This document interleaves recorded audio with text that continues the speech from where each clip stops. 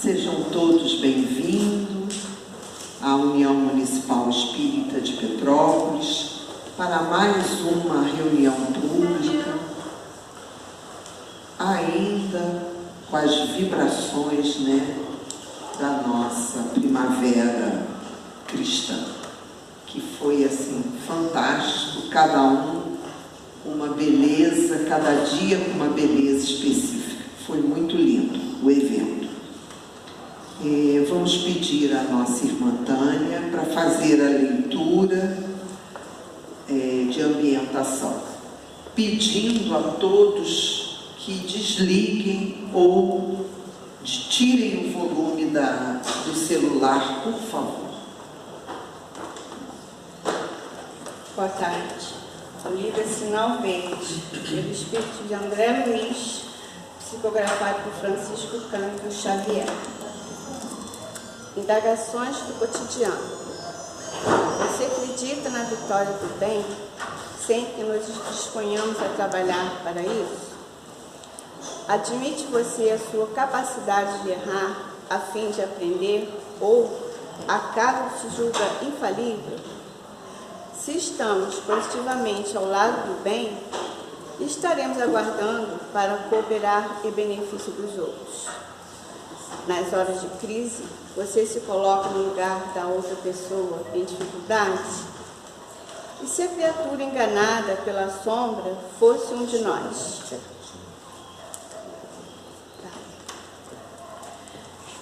Se você diz que não perdoa a quem lhe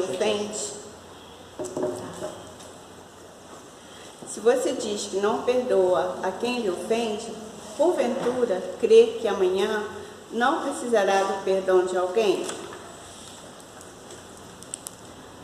Você está ajudando a extinguir os males do caminho ou está agravando esses males com atitudes ou palavras inoportunas? Irritação ou amargura algum dia terão rendido paz ou felicidade para você? Que mais lhe atrai na convivência com o próximo? A carranca negativa ou sorriso de animação? Que importa o julgamento menos felizes dos outros a seu respeito, se você traz a consciência tranquila? É possível que determinados companheiros nos incomodem presentemente. No entanto, será que temos vivido até agora sem incomodar a ninguém? Você acredita que alguém pode achar a felicidade admitindo-se infeliz?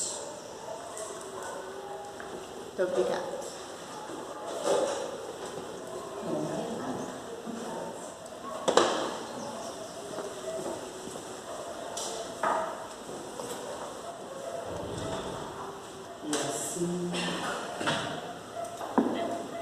E assim, Jesus, agradecidos por esta oportunidade de aqui estarmos, mesmo que com a saúde relativa, possamos estar aqui, nesta casa de amor, onde a espiritualidade atua dentro das reuniões públicas e em todos os demais trabalhos.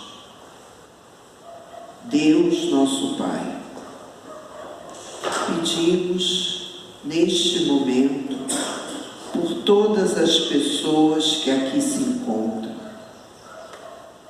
pelas pessoas também em nossos pensamentos, pelos nossos amores. Pedimos também, Senhor, pelas pessoas que se encontram em sofrimento, angústias, nas prisões, nos hospitais, nas ruas. Pedimos pelos trabalhadores desta casa, por sua diretoria, e enfim, Senhor, por todos aqueles que precisam do Teu amparo, do Teu amor. Que as Tuas bênçãos recaiam sobre todos nós. pedimos pelo Rogério, que fará uso da palavra. Que o que ele preparou faça-se entendido, possa nos trazer mais conhecimento e esclarecimentos, pois hoje ele vai falar do codificador da nossa doutrina. Muito obrigado, Senhor. Esteja conosco hoje e sempre. Que assim seja.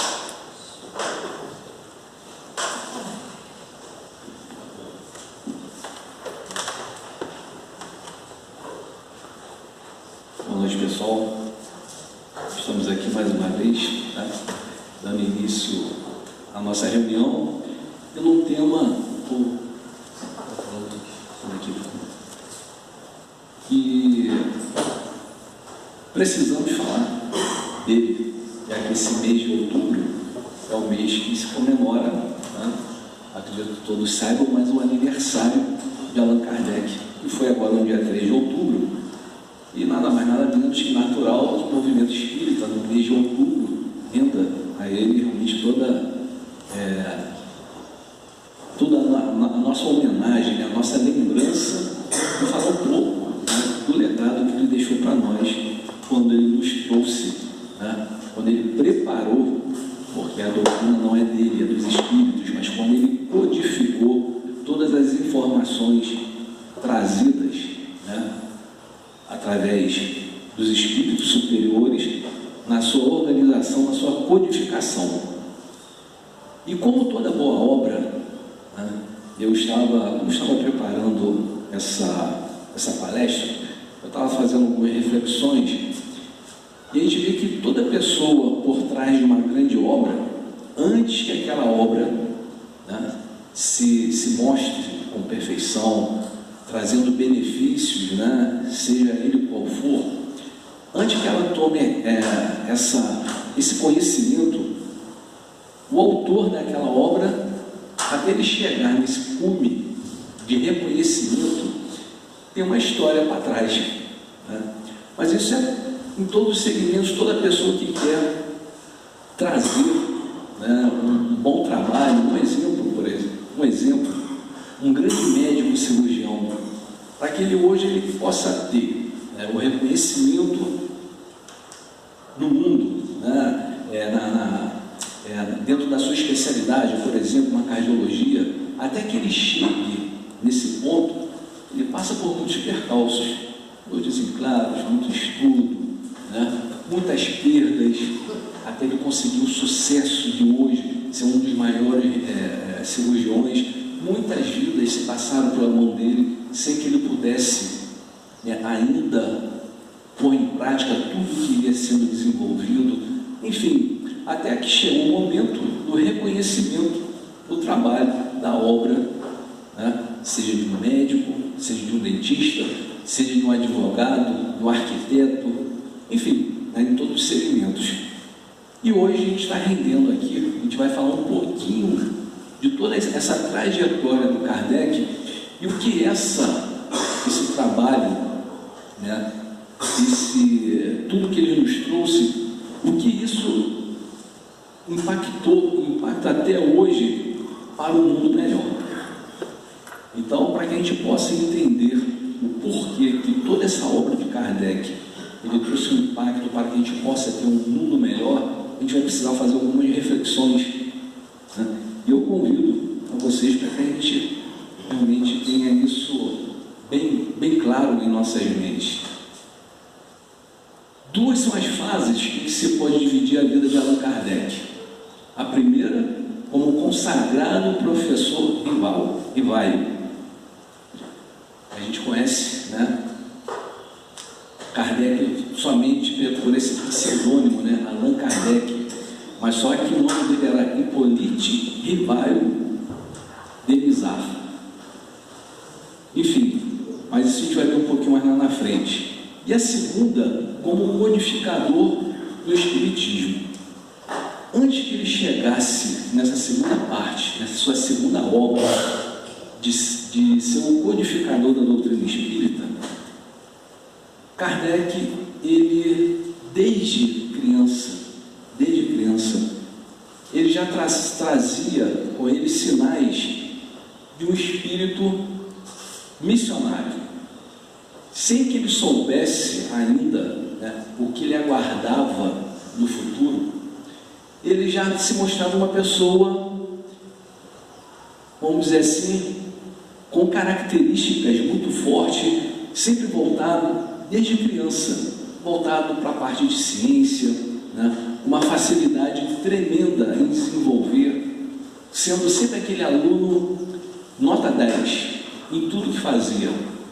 Até que, avançando um pouquinho mais a idade, ele começou a mostrar os seus dons, sempre voltado mais para o lado da filosofia e da ciência. Olha só, o acaso não existe, né?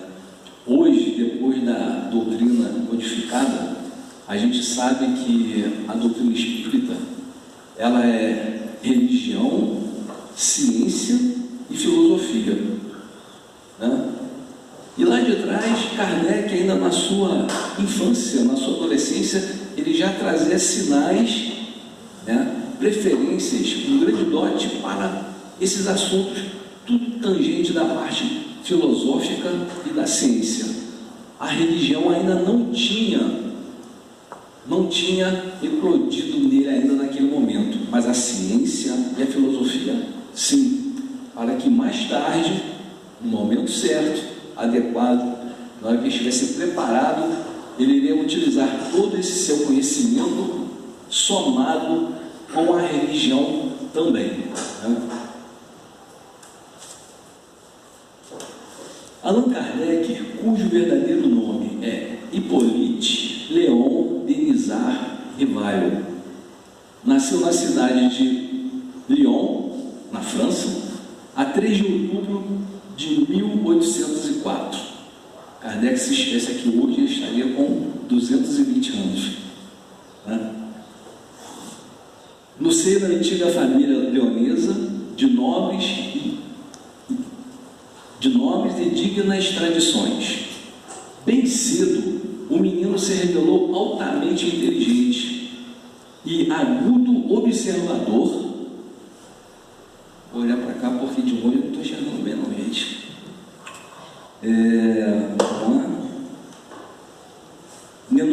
Bem cedo, o menino se revelou altamente inteligente e agudo observador, denotando franca inclinação para a ciência e para os assuntos filosóficos, compenetrando de seus deveres e responsabilidades como se fora um adulto. Ou seja, na eternidade ele se fazia notável, ele se fazia uma criança, né, diferente das outras. E isso, quando a gente já conhece, acho que a maior parte das pessoas aqui, que são tudo rostos conhecidos, a gente que já conhece a história do Espiritismo, a sua codificação, a obra de Kardec, a gente, quando a gente vai lá rever, né, exatamente o que nós estamos fazendo aqui hoje, a gente começa a ver lá o comportamento, as atitudes, a história dele de infância. É fácil daí de entender, né, que tudo já estava assim programadinho, estava tudo prontinho lá na frente, para que na hora que ele realmente estivesse no momento certo, dentro do movimento que já acontecia em toda a Europa, naqueles fenômenos, né, nas mesas girantes, alguém muito especial iria poder dar conta de tudo aquilo que estava acontecendo, né? Mas para que isso ele chegasse a esse ponto de uma maneira realmente madura, né, com conhecimento de causa, ele teve toda uma preparação muito, mas muito específica, sem saber que lá na frente ele teria esse grande trabalho esperando por ele, né? Primeiros estudos. Precisar de leitura, eu leio, tá? Não dá para. Instituto Yverdon. Rivail, ou seja, Allan Kardec, realizou seus primeiros estudos em Lyon, na cidade natal, sendo educado dentro dos serviços principais 10 anos, olha só, com 10 anos, seus pais o enviam a Yverdon, cidade suíça, a fim de completar e enriquecer sua bagagem escolar no célebre Instituto de Educação ali instalado em 1805 pelo professor filantropo John Hellish Pestalozzi.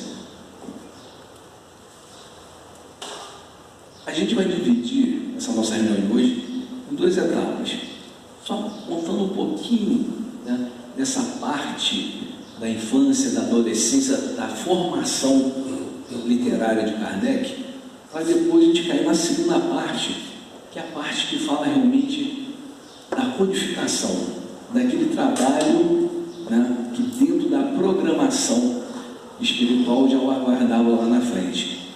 Mas para que ele pudesse dar conta desse trabalho que ele nem sequer poderia imaginar, né, para que ele pudesse realmente tomar a rédea, tomar a frente desse trabalho tão importante, ele teria que ter realmente esse preparo intelectual, moral e de honradez, porque o trabalho que ele esperava era um trabalho tão grandioso que não poderia ser feito por uma pessoa que não tivesse exatamente o respaldo moral que Kardec sempre teve diante da sociedade, pela família de onde ele veio, da educação que ele teve, perfeito? Tamanha seria a seriedade desta tarefa que lhe aguardava lá na frente. O menino Denizar Rivaio, ao qual os destinos reservariam sublime missão, logo se revelou um dos discípulos mais fervorosos do insigne pedagogista suíço, possuidor de inteligência penetrante e alto espírito de observação, e ainda mais inclinando naturalmente para a solução dos importantes problemas de ensino e para o estudo das ciências e da filosofia, Rivaio cativou a simpatia e a admiração do velho professor Pestalozzi, desde se tornando pouco depois eficiente colaborador. Pestalozzi, um grande professor na época do Instituto, que ele próprio criou, ele via em Kardec um jovem de extrema inteligência sublime. Com isso ele se encantou por Kardec e com isso Kardec o auxiliou em várias tarefas dentro do Instituto, isso apenas com 18 anos de idade, gente, com 18 anos de idade. E dentro dessas tarefas, algumas obras que ele colocou aqui: lançou o curso prático e teórico de aritmética, segundo o método Pestalozzi, com modificações, ou seja, ele teve a capacidade, vamos dizer assim, com seus 18 anos, fazer uma reformulação, como diz aqui, teórico de aritmética, de um método criado por Pestalozzi. Ou seja, o seu professor, o seu mentor, ele reviu um projeto que era de Pestalozzi, acrescentando com modificações, e aprovado por Pestalozzi, para ver o tamanho, a inteligência, que espírito missionário que já se apresentava ali. Além dessa obra, Rivaio publicou numerosos livros didáticos, bem como planos e projetos dirigidos à reforma do ensino francês. Destacamos, entre outras, aqui eu coloquei só alguns, para a gente não ficar, que a parte mais importante a gente quer falar sobre a codificação. Mas aqui só algumas obras dele. Destacaremos entre elas, entre outras, as seguintes obras: Curso Completo Teórico e Prático de Aritmética, 1824. Plano Proposto para a Melhoria da Educação Pública, 1828. Gramática Francesa e Clássica, 1831. E Memória sobre a Instrução Pública, 1831, etc. E por aí. Professor, poliglota, né? Educador, sempre preocupado em melhorar os métodos de ensino, enfim, uma pessoa brilhante. E assim foi a vida literária de Kardec, até que a gente entra na segunda parte da nossa reunião. Conhecemos um pouquinho, né? Conhecemos um pouquinho da formação de Kardec, né? Seu nascimento, a sua infância, juventude, os seus estudos, até a parte quando realmente chega o momento, né? O momento dele realmente exercer, estar de frente a frente com a missão que lhe aguardava, como codificador da doutrina espírita. Mas como tudo isso aconteceu? Né? A missão, os primeiros contatos com os fenômenos mediúnicos.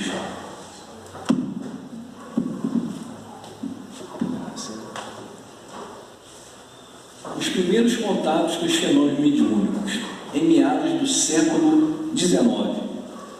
Quem aqui, desculpa, deixa eu até perguntar, tem alguém chegando numa casa espírita pela primeira vez, aqui hoje? Todo mundo já é espírita, né? Já tem conhecimento, então todo mundo já ouviu falar dos fenômenos das mesas girantes, que começaram a acontecer lá no século XIX.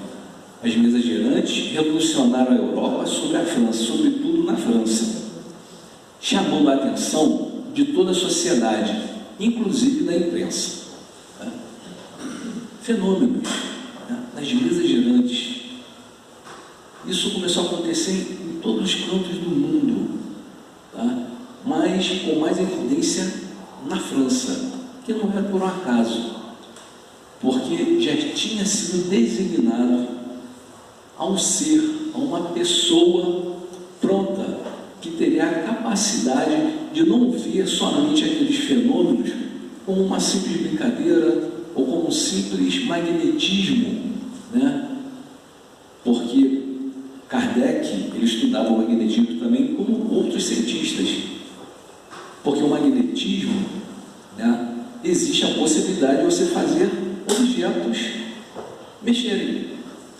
Mas só que o que acontecia naquelas mesas girantes não era só simplesmente um movimento de mesas, tá?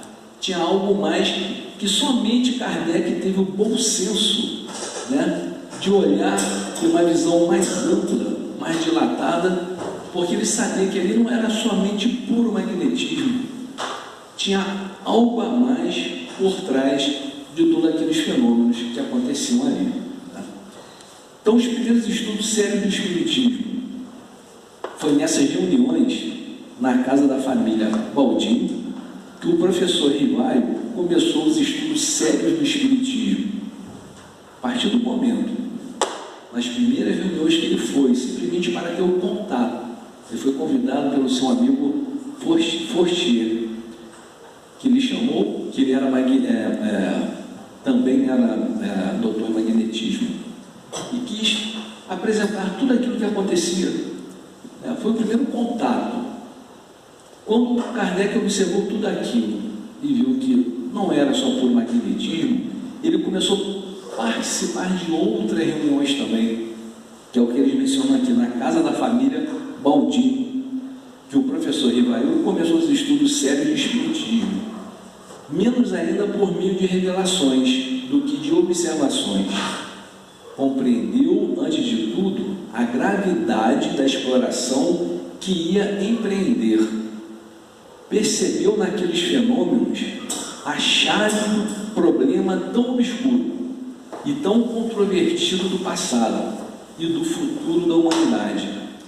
Era, em suma, toda uma revolução nas ideias e nas crenças. Gente, daqui para frente, exatamente o que eu quero mais bater na tecla, tá? Quando, exatamente nessa parte aqui, ele via exatamente que como ele diz aqui, a chave do problema tão obscuro e tão controvertido do passado e do futuro da humanidade era, em suma, toda uma revolução nas ideias e nas crenças. Vamos nos deter aqui um pouquinho, que quando Kardec falava aqui o controvertido do passado e do futuro da humanidade, o obscuro, isso não só lá atrás, mas vocês podem observar que até nos dias de hoje, né, existe ainda uma obscuridade muito grande sobre esse assunto do porvir, do pós-morte. Né? Existe ainda uma obscuridade, uma incerteza, acredito não, entre nós. Né? Quando você tem já concretizado em você essas verdades que Kardec trouxe falando da imortalidade da alma, né, da comunicabilidade dos espíritos. Então, tudo isso aqui, ele, antes dele desenvolver, antes dele codificar, antes dele ter realmente as reuniões, que ele ia começar a fazer as perguntas e ter as respostas por parte da espiritualidade maior, né, ele já via que ali tinha algo muito mais sério. Ele já imaginava que o que ele via ali, antes, ele conseguiu prever, antes dele realmente começar e principalmente finalizar a codificação, ele já via ali que ele ia conseguir respostas exatamente para os problemas obscuros da humanidade. Né? E que de lá para cá, depois da codificação, já se passaram 168, 67 anos, né? E que ainda, mesmo assim, muitas pessoas se veem ainda em cima do muro, acham tudo muito interessante, muito intrigante, mas sem ter certeza. Realmente, será que isso tudo é possível? Será que toda essa codificação, toda essa informação que Kardec trouxe, preparou e deixou para a humanidade, será que isso tudo é verdadeiro? O movimento espírita, desde que da codificação, toda a movimentação, a migração do espiritismo, principalmente no solo brasileiro, onde ele se enraizou, né, ele tomou muita força e vem tomando muita força ainda. Basta dizer que dentro de uma classificação assim, de números de adeptos, primeiro seria a religião católica, então vamos dizer assim, que é a mais antiga, né? Depois é a evangélica, e depois vem o espiritismo. Tá? Vem o espiritismo. Mas por quê? Estas verdades codificada por Kardec, ela desperta uma curiosidade muito grande nas pessoas, porque a doutrina espírita fala exatamente da essência do que nós somos, espíritos. E até ali, antes da codificação, tudo era visto muito de uma forma imediatista, materialista, na base da troca, né? Um leve conhecimento de uma vida futura depois da morte, com muitos adereços, com muitos ilusionismos, mas não essa verdade clara que Kardec trouxe. Só para vocês terem uma noção do que eu estou te dizendo aqui, quando Kardec começou a realmente fazer as reuniões com os médiuns, que eram com várias reuniões em lugares diferentes e com médiuns diferentes, fazendo as mesmas perguntas e as respostas vinham com a mesma elegibilidade da reunião anterior. Kardec, cada vez mais, ele começava a entender da importância, da seriedade na missão que lhe foi delegada. Ao ponto de, numa dessas reuniões, ele indagar um dos espíritos mentores, né, dessas reuniões, e ele fez a seguinte pergunta. Ele colocou assim: que causas poderiam determinar o meu manobro? Seria a insuficiência das minhas capacidades? Porque até então, numa dessas reuniões, logo bem no início, foi declarado a importância e seriedade dessas revelações. Seriam feitas, ele seria um instrumento que ia levar ao mundo todas essas revelações. E quando ele viu toda essa seriedade, ele questionou o que poderia fazer com que isso desse errado, né? Ele achava que ele poderia ter insuficiência das minhas capacidades. Olha só o que a espiritualidade respondeu: não, mas a missão dos reformadores é prenhe de encolhos e perigos. Dá uma paradinha aqui. A missão dos reformadores, tudo que já foi colocado de uma forma durante um longo tempo e depois é apresentado com uma outra lógica, uma outra visão, ou seja, com essa ideia de reformador, né, gera polêmica. Mas isso é até hoje, gente. Qualquer segmento, tá? Uma hipótese: nós temos a nossa casa espírita aqui, o médico tem sua diretoria, nós temos as nossas regras, nossas bases, né, de funcionamento da casa. De repente chega uma outra pessoa de fora que ingressa aqui na casa, trazendo novas ideias.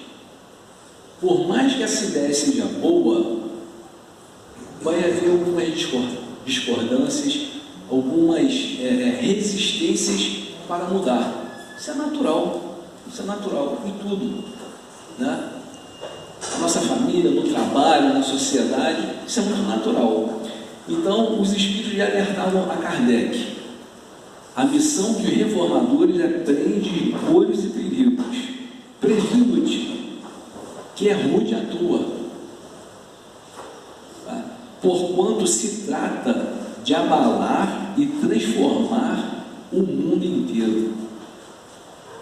Imagina só, quando Kardec começou a fazer a codificação, e ele começou a trazer ideias novas, exatamente do ser imortal que nós somos. Que até então a humanidade tinha um leve conhecimento, tudo muito na base da suposição, do achismo, e ele traz com tanta clareza e veracidade, principalmente no tocante da reencarnação. Principalmente no tocante da reencarnação. Quantos tabus seriam quebrados? Quantas informações seriam desfeitas? Por isso a resistência. Por isso a resistência. Por isso que ele diz aqui, ó: e a sua se trata de abalar e transformar o mundo inteiro. Não suponhas que te baste publicar um livro, 2 livros, 10 livros, para em seguida ficares tranquilamente em casa. Tens que expor a tua pessoa. Não foi à toa que Kardec, no plano espiritual ainda, dentro da sua programação reencarnatória, ele já veio com esta missão, tá? É um espírito missionário. Teve toda aquela infância com a boa cultura, com a boa educação, né, despontando o que ele já trazia nato nele, um espírito inteligente, né, focado muito nos estudos, focado muito no desenvolvimento, né, de todo o sistema do estudo francês. Enfim, para quando chegasse este momento, na hora que ele começasse a expor, não a informação dele, mas o que ele estava codificando vindo da própria espiritualidade, pelo nome que ele tinha, pela maneira que ele era visto na França, pelo nome dele, pela família, pela pessoa honrada e pela pessoa séria que ele era, essas verdades iriam vingar, vamos dizer assim, com muito mais facilidade, pela pessoa que ele era. E eles continuam assim: ver-te-ás abraços com a malevolência, com a calúnia, com a traição mesmo dos que te pareceram os mais dedicados. As tuas melhores instruções serão desprezadas e falseadas. Por mais de uma vez sucumbirás sob o peso da fadiga. Ainda antes de começar a nossa reunião, eu estava conversando com a minha amiga, e tem a ver com o que a gente está falando aqui agora.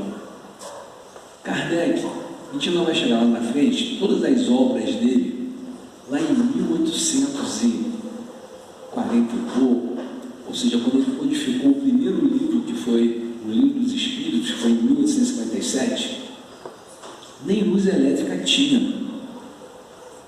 Nem luz elétrica tinha. Muito menos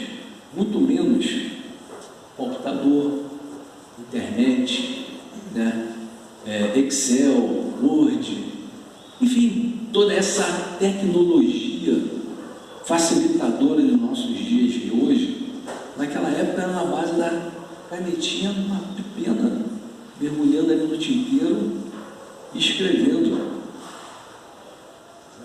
Não tinha sequer, né, como eu falei, energia elétrica. E a seriedade, a quantidade de trabalho que estava sendo exposto ali para ele, dentro das condições daquela época, gente, por isso que eles colocaram aqui, né? A sua tarefa não será árdua, e foi árdua, mas Kardec, ele via, né, a importância e a seriedade daquelas obras, daqueles fatos, daqueles fenômenos. Não fosse a seriedade desse trabalho que Kardec conseguiu enxergar, enquanto que a maioria da sociedade francesa via naqueles fenômenos acontecendo nada mais, nada menos que uma pura distração, brincadeiras, né? Não via nada de sério, achava-se interessante,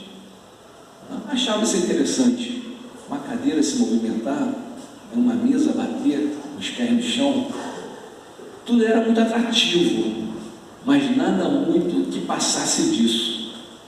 E Kardec, né, foi o único que teve exatamente essa perspicácia, né, de ver ali algo de inteligente, porque aquelas manifestações aconteciam momentaneamente, exatamente de início, para chamar a atenção. Me chamou, mas o que chamaria mais atenção futuramente era exatamente essas obras, estas verdades chegadas através dos Espíritos. Numa palavra, terás que sustentar uma luta quase contínua, com sacrifício do teu repouso, da tua tranquilidade, da tua saúde e até da tua vida, pois sem isso viverias muito mais. Quem é de nós, né, se não tivesse um legado, algo realmente programado e que falasse muito alto dentro de você, não, é isso que eu tenho que fazer?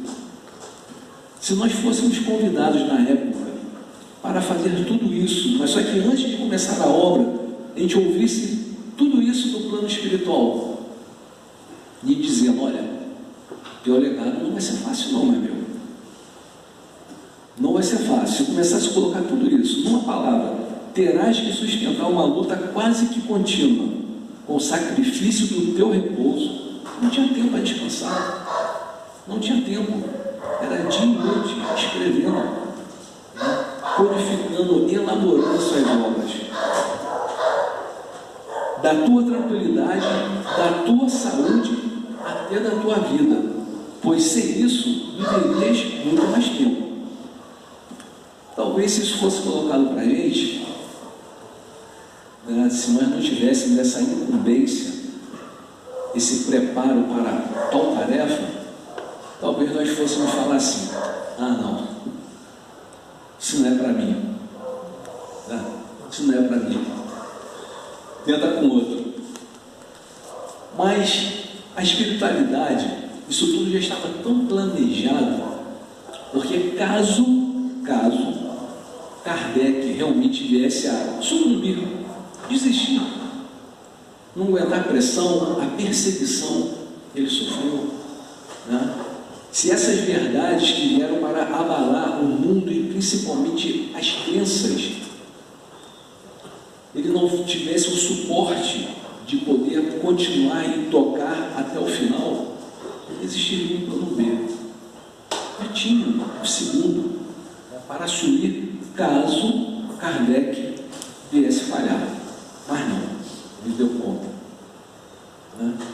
Com todas as dificuldades da época, né? Na base de poder fazer, facilitar, pôr, né? Em prática todo aquele conhecimento de fazer a gráfica, né? De fazer os livros, de escrever, de corrigir, enfim, imagina, gente, 1850, 1855, em 57 ele foi lançado, né? Mas antes disso, o preparo dessas obras, a dificuldade, as limitações que impõem, né, na época, para que ele fizesse o que ele fez. Aqui são algumas das obras, né? Ele começou com o Livro dos Espíritos. O Livro dos Espíritos, eu costumo dizer que, para mim, talvez nós que somos espíritas, alguém que ouça isso saindo na nossa boca, pode soar assim como pretensiosidade, né? Mas para mim não existe livro com tanto conteúdo que esse livro nos traz. O Livro dos Espíritos. Acredito que todos aqui já tenham tido contato, mesmo que não tenham lido as 1029 perguntas que existem nesse livro, né? Mas algum contato, li algumas perguntas, algumas respostas, até mesmo porque não é um livro para ser lido do início ao fim, uma vez só, como se você estivesse lendo um romance, não é? É um livro para ser estudado. Nunca vi um livro com tanto conteúdo. São perguntas, eu não sei o que é mais inteligente, se são as perguntas que Kardec formulava para os espíritos, ou se eram as respostas. Na verdade, as duas coisas, porque Kardec formulava perguntas assim tão bem elaboradas, que quando eu tive o primeiro contato com o Livro dos Espíritos, às vezes eu li a pergunta, né? Mas antes de eu ler a resposta, eu pensava assim, a impressão que eu tinha é que Kardec elaborava umas perguntas assim tão bem elaboradas, para ver se ele, de repente, colocasse a espiritualidade em xeque-mate e não soubesse responder. Sério, mas muito pelo contrário. Quanto mais contextualizada ali a pergunta que Kardec fazia, mais perfeita, mais completa vinha as respostas. Então, o livro, gente, assim, independente da pessoa ser espírita ou não, é um conhecimento ali para a humanidade. Não é só para o espírita, é para a humanidade. Livro completo, né? Que vai te tirar exatamente, se não tirar tudo, mas vai te dar assim, uma luz, né? Um descortinar, que a gente costuma dizer, né? Desse mundo invisível que existe, que é verdadeiro, né? quase que palpável, apesar de ser invisível. Porque quando a gente se limita, né, a querer entender somente as coisas que os nossos olhos carnais conseguem enxergar, tudo fica mais difícil de compreender. A nossa marcha fica mais lenta. Porque se você detém tudo somente no aqui e agora, na materialidade, sem vislumbrar exatamente a sua natureza, de onde você vem, para onde você vai, por que nós estamos aqui, esse livro é perfeito, perfeito, tem resposta para todas essas perguntas. Logo em seguida vem o livro dos médiuns. Como nós poderíamos hoje ter inúmeras casas espíritas?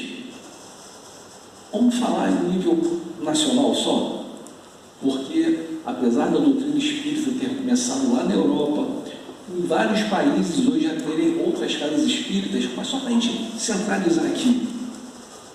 Se não fosse a obra, o empenho, a dedicação de Kardec, hoje nós não teríamos, talvez nós não estivéssemos aqui, dentro de uma casa espírita, né?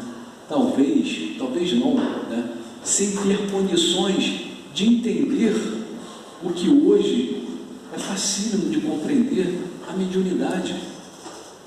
A mediunidade não começou de 1857 para cá, não. Ela faz parte inerente do ser, desde que o mundo é mundo. Mas muito pouco conhecida, muito pouco compreendida. Para que serve? Como funciona? Como eu lido com isso? Como trabalhar com a mediunidade? Por que eu sou médium? Livro dos Médiuns, fonte mais segura de aprendizado. Para quem, de repente, passa por algumas experiências mediúnicas sem saber que é médium. Sem saber que é médium. Às vezes acontecem fatos com aquela pessoa no decorrer da sua vida e que lhe traz, às vezes, né, desequilíbrio por não saber o que está acontecendo. É uma coisa simples, quando compreendida, estudada, canalizada e posto em prática de uma forma certa, coerente. Está tudo ali no livro dos médiuns. Quantas pessoas, até que se chegasse essa época, foram mortas, queimadas, vivas, em fogueira, porque tinha mediunidade, elas próprias não sabiam por que aconteciam certas coisas, que vozes eram aquelas que elas ouviam, né? Foram queimados vivos por serem reconhecidas como bruxos ou bruxas. Joana d'Arc. Isso é só um exemplo. Olha como essas informações fazem com que o mundo, né, os nossos olhos se abrem para um mundo que sempre existiu e que Kardec facilitou para que a gente pudesse enxergar, tornando o mundo mais fácil. O Evangelho, uma das perguntas mais comuns que às vezes determinadas pessoas me fazem, quando sabem que eu sou espírita, eles perguntam assim: mas vocês não leem a Bíblia? Sim, lemos. Porque eles fazem uma confusão. A Bíblia, tanto é que a gente tem uma aqui, temos uma Bíblia aqui. Mas o que seria a obra, o Evangelho segundo o Espiritismo? Kardec foi lá, juntamente, né, com um plano maior, com a espiritualidade, que trouxe essas informações, e ele tirou trechos do Evangelho, né, que muitas pessoas interpretam de uma maneira tão equivocada.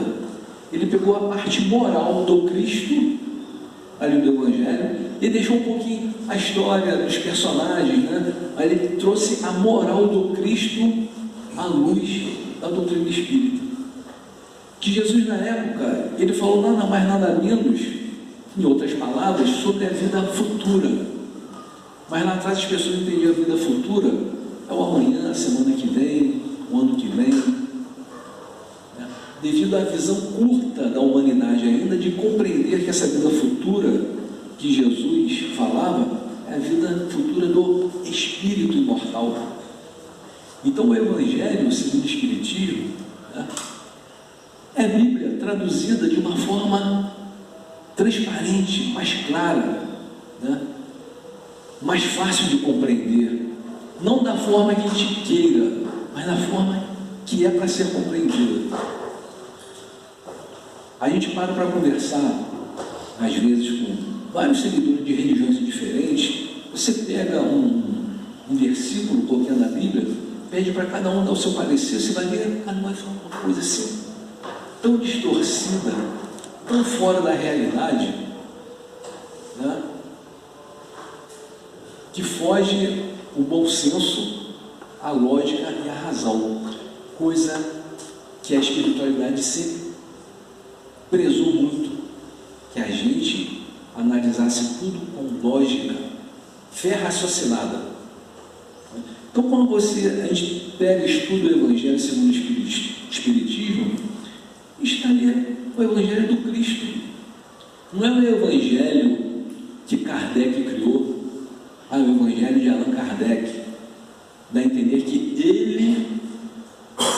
ele criou o Evangelho à maneira dele. Não, você vai ver, tem lá os versículos dos evangelistas, João, Pedro, Mateus.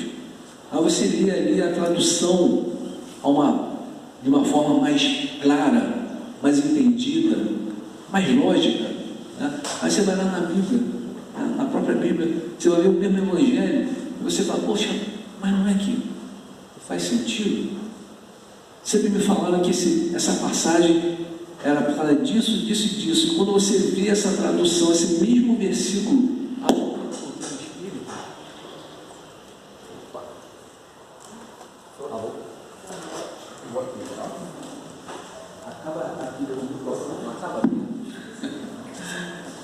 entendeu, gente? Mais uma vez, não é puxando sardinha para as obras do Allan Kardec, do missionário, nessa obra linda que ele deixou para a gente que é espírita, não. Isso aqui é um acervo. Alô? Alô? Isso aqui é para ter essas obras de acesso para a humanidade. Mas se eu tiver que entrar na casa espírita para fazer um estudo das obras de Allan Kardec, eu vou ter que ser espírita? Não, quem disse? Nós temos grupos de estudos nas segundas, nas terças, no sábado, se não me engano, também tem, às quintas à tarde, de, obviamente, pessoas que já fazem parte do movimento espírita e querem se aprofundar, conhecer melhor a doutrina espírita, as obras de Kardec. Tem grupos de estudos, mas nesses grupos de estudos tem muita gente de fora, católico, evangélico, que vem exatamente para somar. Às vezes vem de curiosidade, vem para fazer algumas comparações. Está aberto a casa espírita, os ensinamentos, a doutrina espírita, eu costumo dizer, é um patrimônio da humanidade. E esses de fora que chegam aqui, questionando muito sobre o que pega mais no calcanhar de Aquiles deles, é a reencarnação. Não, mas isso não pode. Pode. É lei divina. Ela é imutável. É para você, evangélico, é para mim, espírita, é para o ateu, é para o católico. Informações que não vieram, mais uma vez, gente, não são ideias de Kardec. Kardec só codificou. Só codificou. Das mesmas formas que os profetas, lá dos séculos e séculos e séculos atrás, que eram os médiuns, que recebiam profecias, mensagens que eles ouviam as vozes que vinham do alto, e que eles eram respeitados por isso, o que aconteceu com Kardec não foi nada diferente do que tem em vários testamentos bíblicos. Mensagens de quem? Mas só que a gente fala de uma maneira mais clara, mais simples, da espiritualidade. Espíritos que já passaram por aqui, já tiveram seus legados, que hoje têm uma bagagem muito maior que a nossa, né? E regidos por Deus, são emissários divinos, trouxeram algumas informações para tornar mais suave a nossa caminhada aqui. Isso tudo está ali, ó, livro dos Espíritos, livro dos Médios, o Evangelho, que faz a gente ter um entendimento mais claro, exatamente das passagens bíblicas, o céu e o inferno, que fala, né? Do gozo, das penas eternas, né? As causas das aflições atuais, o que é céu, o que é inferno, né? Se você conversa com uma pessoa que fala, que chama para você o que é o céu, o que é o inferno, você vai ver uma diversidade de visão tão distorcida de uma realidade. Vocês talvez podem pensar, pô, mas por que a gente só acha que a verdade está ali?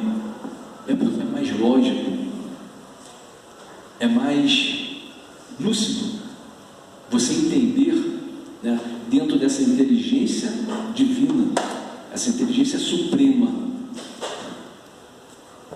Ele não poderia ser diferente das informações que essa espiritualidade trouxe até nós. Será mesmo que se eu pecar aqui, eu vou queimar no fogo eterno, no inferno, eternamente? Céu e inferno traz relatos, informações, e te traz essa lucidez, entendimento, o que é esse céu, o que é esse inferno, né? E a Gênese, que fala sobre a criação. Mas as obras de Kardec não terminam aí, tá, gente? Tem as obras póstumas, tem a revista espírita, muita coisa. Mas as obras básicas, o nome já diz, as obras básicas para quem quer realmente conhecer a doutrina espírita de uma forma segura, com informações certas, né? Porque tem muito livro aí fora que te traz informações que não tem nada a ver com a doutrina espírita, nada a ver, são coisas muito distorcidas, né? Mas fontes seguras, de você conhecer todo, né, esse mundo de informações que Kardec, né, codificou e nos deixou, é a fonte mais segura. E para terminar, só um minutinho que eu pulei aqui.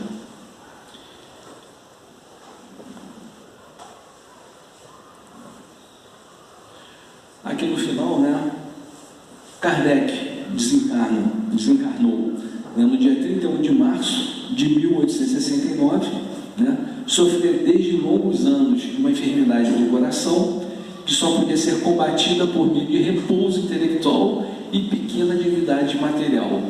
Para vocês verem só, ele abriu mão, né? A única maneira de combater um problema sério que ele já trazia com ele no coração seria, né, combate com repouso intelectual. Ele usou de toda a intelectualidade dele para trabalhar, né? E acerca da luminosa existência do mestre leonês, escreve o irmão X, o espírito Humberto de Campos. Isso aqui é só uma pequena homenagem para a gente fechar aqui a nossa reunião. Pelo espírito Humberto de Campos. Allan Kardec, apagando a própria grandeza na humildade de um mestre-escola, muita vez atormentado, desiludido, como simples homem do povo, deu integral cumprimento à divina missão que trazia à Terra, inaugurando a era espírita cristã, que, gradativamente será considerado em todos os quadrantes do orbe como a sublime renascença da luz para o mundo inteiro. Então, que Allan Kardec receba toda a nossa admiração, todo o nosso carinho e todo o nosso reconhecimento, né, pela obra, pelo legado, né, pela maturidade espiritual que ele teve e de dar conta exatamente do que foi programado no plano espiritual e ele aqui não deixou a desejar. Que ele possa receber exatamente todas as nossas vibrações e que a gente, né, possa fazer jus desses ensinamentos, desses legados e levar esse conhecimento à luz do mundo. Uma boa tarde.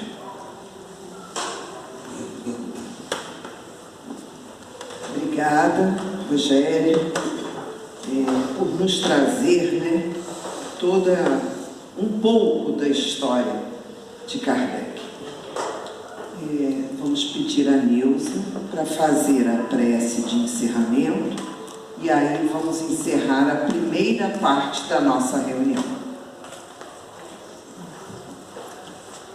Senhor Jesus, Mestre, amigo de todas as horas, queremos te agradecer, Senhor, por mais uma vez optarmos por estar nessa casa que nos traz tanta luz, tanto abrigo, tanto aconchego.